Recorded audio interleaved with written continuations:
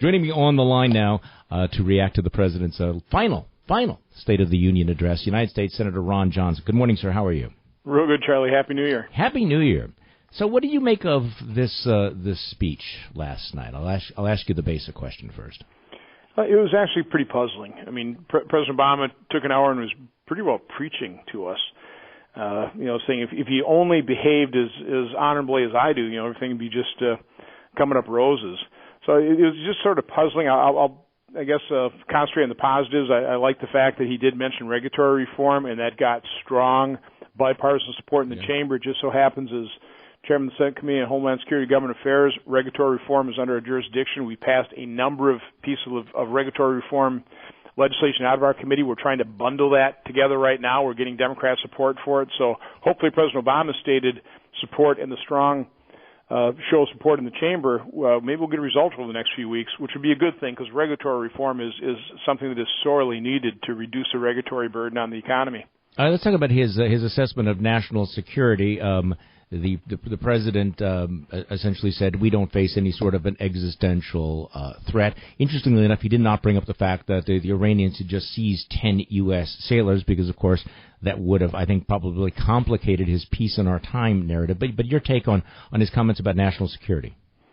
Well, he's trying to downplay the threat. He's denying reality. I think you really have to go no further than going to former President Jimmy Carter, a Democrat president. His assessment in July of President Obama's foreign policy, let me quote you a couple lines.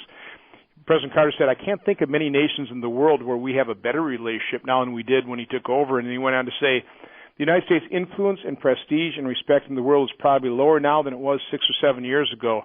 That doesn't sound like an endorsement of success in terms of his foreign policy. So I think the world's a more dangerous place. I think a lot has to do with President Obama's strategy of peace through withdrawal. It's been a miserable failure. But in order to project our values and our influence and leadership, we've got to be strong economically.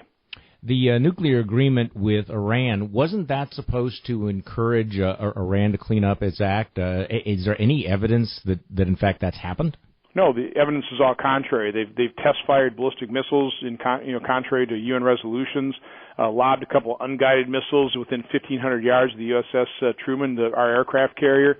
The latest provocation of holding 10 American service members hostage for a while. Let's face it, somewhat of an alliance with Iran, strategic realignment in the Middle East. No, it's a dangerous world, made more dangerous by President Obama's strategy of hope, and Iran did modify their behavior for the worse.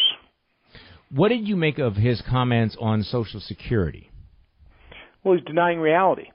The fact of the matter is, Social Security will pay out $14 trillion more in benefits than takes in the payroll tax over the next 30 years. Didn't hear the president say that. He just talks about expanding it. We need to save Social Security. We need to protect it. But you're not going to do that by expanding it. We got to figure out what we can do to protect the benefits that are already promised that we can't pay for. Did you have an opportunity to watch Nikki Haley's response last night? I did not, but I read it. Okay, what did you think of it? I thought it was very good. Certainly laying out the differences between certainly Democrats and liberals versus Republicans and conservatives. We're the party that actually believes in individuals, in the free market system, and individual liberty.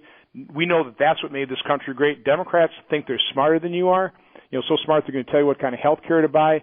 And they're the party that wants to grow this really big, dysfunctional federal government that most Americans look at and just shake their head and you realize that, just incompetent.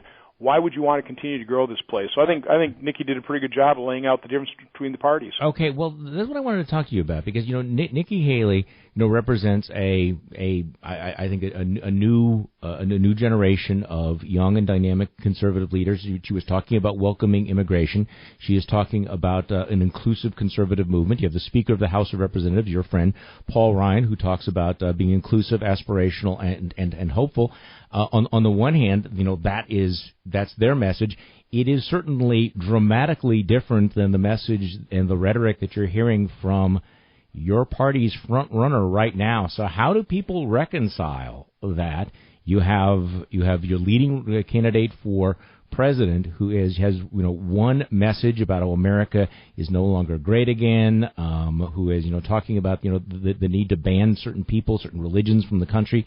And how do you reconcile that from the kind of message that you're getting from Paul Ryan and Nikki Haley? Well, as in any party, there's a broad spectrum of opinion, and no two people agree on 100% of things. I mean, for my own part, my guest last night was Pastor Jerome Smith from the Greater Praise Church there in Milwaukee, and we've been working with his congregation and Pastor Smith to identify individuals seeking opportunity with the opportunities that exist throughout Wisconsin. And we've got those pilot programs going. And so, I just associate myself with the people that want to be inclusive, that want to broaden our base, carry our message of conservatism, of individual liberty, of allowing, opportunity to raise people out of poverty. The dignity of work. I think that the message will resonate, but it only resonates when you're looking at politics as a process of addition and a team sport as opposed to one of division and subtraction. Yeah, what did you think of the president lecturing the rest of us about political divisiveness and the need for more civility? I can't think of a more divisive president in my lifetime. I mean, look at how President Obama started his relationship with the new Congress, with a majority of Republicans in the Senate. He did the most divisive thing he possibly could have done, and he knew it was divisive. Executive amnesty, and of course, just recently, when he could have had a result on some gun legislation back after Newtown, rejected that. It was his way or the highway, and now he's doing these things through executive fiat again. President Obama just does not know how to deal with Congress. Senator Ron Johnson, thanks so much for joining me this morning. I appreciate it very much.